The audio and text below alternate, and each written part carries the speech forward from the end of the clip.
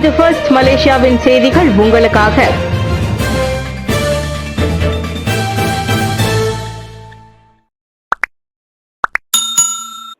முதல் தேர்தலிலேயே வரலாறு படைத்த விஜய் 108 இடங்களுடன் தமிழகத்தின் தனிப்பெரும் கட்சியான டிவிகே. முதல் தேர்தலிலேயே டிவிகே தலைவர் விஜய் வரலாறு படைத்துள்ளார். வெறும் 2 வயதே ஆன டிவிகே அரை நூற்றாண்டாய் அசைக்க முடியாமல் இருந்த இருபெரும் கட்சிகளான திமுக, அதிமுகவை வீழ்த்தி இன்று 108 இடங்களுடன் தமிழக சட்டமன்றத்தில் தனிப்பெரும் கட்சியாக உருவெடுத்துள்ளது. எம்ஜிஆருக்கு பிறகு நடிகர், அரசியல்வாதி என்ற வகையில் இத்தகைய சாதனை யாராலும் எட்டப்படவில்லை. ஆனால் 118 இடங்கள் தேவைப்படும் இப்பெரும்பான்மை இல்லாததால் விஜய் முதல்வராக வர யாரின் ஆதரவு கிடைக்கும் என்பது இப்போது அனைவரின் கவனமாக உள்ளது.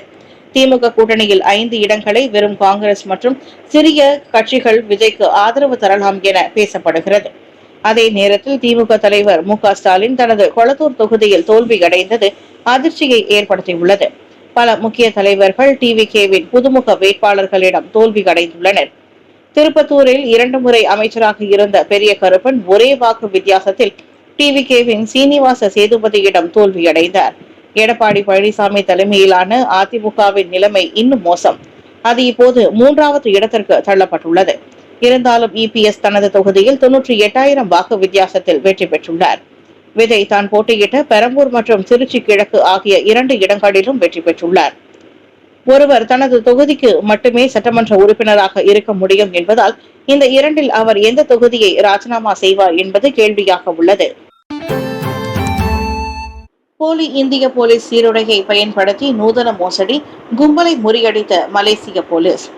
போலி இந்திய போலீஸ் சீருடைகளை பயன்படுத்தி மோசடியில் ஈடுபட்டு வந்த ஒரு கும்பலை மலேசிய போலீசார் அதிரடியாக கைது செய்துள்ளனர்.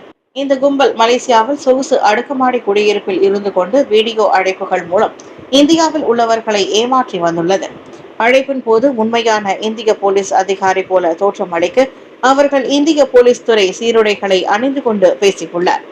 பாதிக்கப்பட்டவர்களை தொடர்பு கொள்ளும் இவர்கள் இந்தியாவில் உள்ள உயர்மட்ட போலீஸ் அதிகாரிகள் என அறிமுகப்படுத்திக் கொள்வார்கள். அவர்கள் மீது பண மோசடி அல்லது போதைப்பொருள் வழக்கு இருப்பதாக பயமுறுத்தி வழக்கிலிருந்து தப்பிக்க சமரசம் செய்ய பெருந்தொகை கூறுவது இவர்களின் வழக்கம். இந்த சோதனையின் போது 2 தாய்வானியர்கள், 13 பாகிஸ்தானியர்கள், 2 பெண்கள் உட்பட 6 இந்திய பிரஜைகள், உள்ளூரை சேர்ந்த ஒரு சீன ஆடவர் என 22 பேரை போலீசார் கைது செய்துள்ளனர். அவர்களிடம் இருந்து மடிக்கணினிகள், கைபேசிகள் மற்றும் மோசடிக்கு பயன்படுத்தப்பட்ட பல போலீஸ் சீருடைகள் பறிமுதல் செய்யப்பட்டன.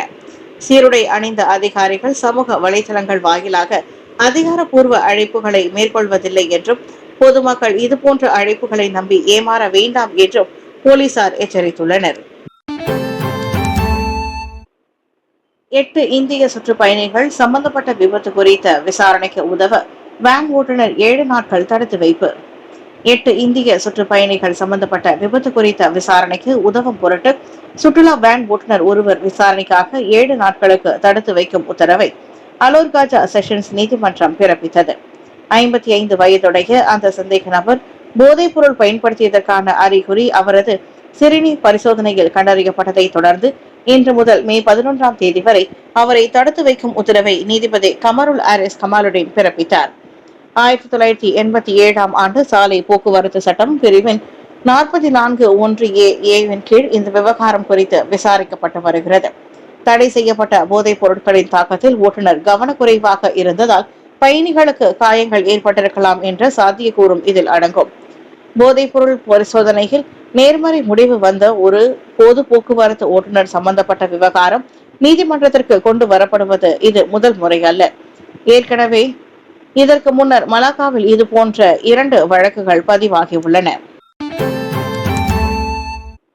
இந்திய தம்பதியரை பலிகொண்ட ஜாலான் அம்பாங் விபத்து, சந்தேக ஆடவன் 7 நாட்களுக்கு தடுத்து வைப்பு.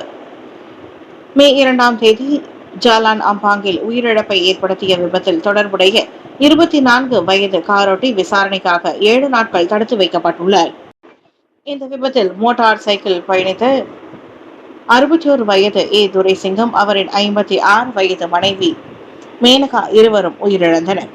சந்தேக நபர் கோலாலம்பூர் பெரிய மருத்துவமனையில் சிகிச்சைக்கு பெற்ற பிறகு நேற்றிரவு டாங்வாங்கி போலீஸ் நிலையத்தில் வாக்குமூலம் பதிவு செய்த கையோடு கைதானார். இந்நிலையில் கோலாலம்பூர் மேஜிஸ்ட்ரேட் நீதிமன்றத்தில் இன்று காலை அவர் முன்னிலைப்படுத்தப்பட்டார். கொலை குற்றங்களுக்கான குற்றவியல் சட்டத்தின் 302வது பிரிவின் கீழ் விசாரிக்கப்பட ஏதுவாக மே 11 வரை அவரை தடுத்து வைக்க நீதிமன்றம் உத்தரவிட்டது. சம்பந்தப்பட்ட காரோட்டி மது போதையில் இருந்ததாக சந்தேகிக்கப்படும் நிலையில் பரிசோதனை முடிவுக்காக போலீஸ் காத்திருக்கிறது. ஹார்முஸ் நீரிணையில் சிக்கிய கப்பல்களை மீட்க ப்ராஜெக்ட் ஃப்ரீடம் திட்டத்தை தொடங்கிய அமெரிக்கா. ஹார்முஸ் நீரிணையில் சிக்கியுள்ள வர்த்தக கப்பல்களை மீட்பதற்காக அங்கிருந்த ஈரானின் 7 வேக படகுகள் மீது அமெரிக்க ஹெலிகாப்டர்கள் தாக்குதல் நடத்தியுள்ளதை அதிபர் டொனால்டு டிரம்ப் உறுதிப்படுத்தியுள்ளார். முன்னதாக ஐக்கிய அரபு சிற்றரசின் மிகப்பெரிய எண்ணெய் சேமிப்பு முனையமான ஃபுஜைராவில் ஈரான் ஏவுகணை மற்றும் ட்ரோன் தாக்குதல்களை நடத்தியது. இதில் ஒரு தென்கொரிய கப்பல் மற்றும் UAE கப்பல் சேதமடைந்தன. இந்நிலையில் பிப்ரவரி முதல் இந்த பகுதியில் நிலவும் மோதலால் ஏற்கனவே சுமார் 2000 கப்பல்கள் மற்றும் 20,000 மாலுமிகள் வெளியேற முடியாமல் சிக்கியுள்ளனர். அவர்களை பாதுகாப்பாக வெளியேற்றும் முயற்சியே இந்த ப்ராஜெக்ட் ஃப்ரீடம் திட்டமாகும். இதன் கீழ் மேர்ஸ்க் நிறுவனத்தின் ஒரு கப்பல் அமெரிக்க பாதுகாப்போடு வெற்றிகரமாக வெளியேறியுள்ளது. என்றாலும் ஈரான் இந்த திட்டத்தை ப்ராஜெக்ட் டெட்லாக் என கேலி செய்துள்ளது. அதோடு அமெரிக்காவின் போர்க்கப்பல் மீது தாங்கள் எச்சரிக்கை சூடு நடத்தியதாகவும் ஈரான் கூறியுள்ளது. இந்த பதற்றத்தால் அனைத்துலக சந்தையில் பிராண்ட் கச்சா எண்ணெய் விலை 5% அதிகரித்து பீப்பாய்க்கு $115 தாண்டியுள்ளது. மலையேற்றத்தின் போது சோகம். குவாமுசாங்கில் ஆற்றில் விழுந்து கோலாலம்பூர் பெண் பலி. கிளந்தான் குவாமுசாங்கில் உள்ள போஸ் பாலார் என்ற இடத்தில் மலையேறும் நடவடிக்கையில் ஈடுபட்டிருந்த 56 வயது பெண் ஒருவர் சுங்கேபெத்திஸ் ஆற்றில் விழுந்து உயிரிழந்தார். கோலாலம்பூரை சேர்ந்த அந்த பெண் ஒரு தனித்து வாழும் தாய் ஆவார். அவர் 11 பேர் கொண்ட குழுவுடன் மே 1ஆம் தேதி மலையேற தொடங்கினர். மே 2ஆம் தேதி இரவு 7:30 மணியளவில் இருட்டில் ஆற்றை கடக்க முயன்ற போது அவர் நிலை தடுமாறி ஆற்றுக்குள் விழுந்தார். சக மலையேறிகள் அன்று இரவு முழுவதும் தேடியும் அவர் கிடைக்கவில்லை. மறுநாள் மீட்பு படையினர் சுமார் 10 மணி நேரம் காட்டுக்குள் நடந்து சென்று தேடுதல் வேட்டையில் ஈடுபட்டனர்.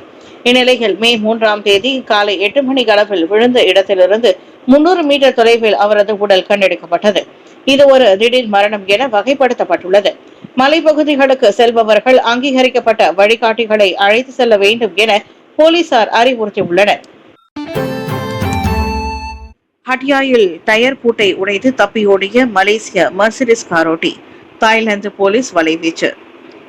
தாய்லாந்து ஹட்டியாய் நகரில் போக்குவரத்துக்கு விதிமீறலுக்காக காரின் டயர் பூட்டப்பட்ட நிலையில் அந்த பூட்டை உடைத்துக் கொண்டு தப்பியோடிய மலேசிய ஓட்டுநர் ஒருவரை தாய்லாந்து போலீசார் தீவிரமாக தேடி வருகின்றனர். நேற்று காலை ஹட்டியாயில் உள்ள நோ பார்க்கிங் பகுதியில் மலேசிய பதிவு பெற்ற மர்சிடிஸ் பென்ஸ் கார் ஒன்று நிறுத்தப்பட்டிருந்தது. இதனை கண்ட போக்குவரத்து போலீசார் அந்த காரின் டயரில் பூட்டு போட்டு சென்றனர். ஆனால் காலை 10:30 மணி அளவில் போலீசார் மீண்டும் அங்கு வந்தபோது கார் மாயமாகி இருப்பதை கண்டு அதிர்ச்சி அடைந்தனர். அங்கிருந்த சிசிடிவி கேமராவை போட்டு பார்த்ததில் அந்த ஓட்டுநர் காரை மிக வேகமாக பின்னோக்கி செலுத்தி வலுக்கட்டாயமாக அந்த பூட்டை உடைத்துக் கொண்டு அங்கிருந்து தப்பியது தெரிய வந்தது. இது குறித்து பேசிய ஹட்டியாய் போலீஸ், அரசு சொத்துகளுக்கு சேதம் விளைவிப்பதும் அரசு ஊழியரின் கடமைக்கு தடையாக இருப்பதும் கடுமையான குற்றமாகும் என தெரிவித்தார். தற்போது அந்நபரின் கார் பதிவு எண் அனைத்து எல்லை சாவடிகளுக்கும் அனுப்பப்பட்டுள்ளது. அவர் மீண்டும் மலேசியாவுக்குள் நுழைவதை தடுக்க குடிநுழைவுத்துறை அதிகாரிகள் தீவிர கண்காணிப்பில் ஈடுபட்டுள்ளனர். குற்றம் நிரூபிக்கப்பட்டால் அந்த ஓட்டுநருக்கு 3 மாதங்கள் வரை சிறை தண்டனை அல்லது அபராதம் அல்லது இரண்டுமே விதிக்கப்பட வாய்ப்புள்ளது. மருந்து தட்டுப்பாட்டை தடுக்க சிறப்பு பணிக்குழு, சுகாதார அமைச்சு அறிவிப்பு. உலகளாவிய விநியோக சங்கிலி நெருக்கடிகளுக்கு மத்தியில் மலேசியாவில் மருந்து மற்றும் மருத்துவ கருவிகளின் கையிருப்பை உறுதி செய்ய ஒரு புதிய சிறப்பு பணிக்குழு அமைக்கப்பட்டுள்ளதாக சுகாதார அமைச்சு அறிவித்துள்ளது. மத்திய கிழக்கில் நிலவும் பதற்றம் மற்றும் உலகளாவிய எரிசக்தி நெருக்கடி காரணமாக மருந்து தயாரிப்பதற்கான மூலப்பொருட்களின் தட்டுப்பாடு மற்றும் போக்குவரத்து செலவுகள் அதிகரித்துள்ளன. இந்த சவால்களை எதிர்கொள்ள மருந்து மற்றும் மருத்துவ சாதன பாதுகாப்புக்கான சிறப்பு பணிக்குழு அமைக்கப்பட்டுள்ளதாக அமைச்சர் டத்தோஸ்ரீ டாக்டர் ஜுல்கிஃப்லி அகமது தெரிவித்தார். மக்களின் பாதுகாப்பை கருத்தில் கொண்டு முக்கியமான மருந்துகளின் இருப்பு தற்போது 60 நாட்களுக்கு மேல் நீடிக்கும் வகையில் வலுப்படுத்தப்பட்டுள்ளது. மேலும் மருந்து தட்டுப்பாட்டை முன்கூட்டியே கண்டறியும் எச்சரிக்கை முறை ஒன்றும் செயல்படுத்தப்பட்டுள்ளது. இதன் மூலம் விநியோகிப்பாளர்கள் தங்களுக்கு ஏற்படக்கூடிய மருந்து தட்டுப்பாடு குறித்து 6 மாதங்களுக்கு முன்னரே, அதாவது வரும் ஜூலைக்குள் அரசுக்கு தெரிவிக்க வேண்டும். சீனா இதுபோன்ற நாடுகளுடன் மேற்கொள்ளப்பட்ட வியூக ஒப்பந்தங்கள் மூலம் மருத்துவ கருவிகள் தயாரிப்புக்கு தேவையான மூலப்பொருட்களின் விநியோகம் தடையின்றி கிடைக்கவும் நடவடிக்கை எடுக்கப்பட்டுள்ளதாக அமைச்சர் சொன்னார். தொழில்நுட்ப கோளாறு காரணமாக 278 மலேசிய ஹஜ் பயணிகளுடன் ஓமானில் தரையிறங்கிய MH8110 விமானம் 278 மலேசிய ஹஜ் யாத்ரிகர்களுடன் சவுதி அரேபியாவின் ஜெடா நோக்கி சென்ற MH8110 விமானம் தொழில்நுட்ப கோளாறு காரணமாக ஓமான் நாட்டில் அவசரமாக தரையிறக்கப்பட்டது. மலேசிய நேரப்படி நேற்று பிற்பகல் 2:06 மணிக்கு KLIA-வில் இருந்து புறப்பட்ட இந்த விமானம் இடையில் ஏற்பட்ட தொழில்நுட்ப சிக்கல் காரணமாக ஓமானில் மஸ்கட் அனைத்துலக விமான நிலையத்தில் மாலை 4:11 மணியளவில் தரையிறங்கியது. இந்த விமானத்திலிருந்து 278 ஹஜ் பயணியர்களும் பாதுகாப்பாக இருப்பதாகவும் அவர்களது குடும்பத்தினர் கவலைப்பட தேவையில்லை என்றும் தபுங் ஹாஜி நிர்வாகம் தெரிவித்துள்ளது. தற்போது பயணிகள் அனைவரும் மஸ்கட்டில் உள்ள ஹோட்டல் ஒன்றில் தங்க வைக்கப்பட்டுள்ளனர்.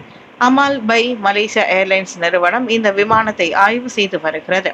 அந்த விமானமே பயணத்தை தொடருமா அல்லது மாற்று விமானம் ஏற்பாடு செய்யப்படுமா என்பது குறித்து விரைவில் அறிவிக்கப்படும் என எதிர்பார்க்கப்படுகிறது.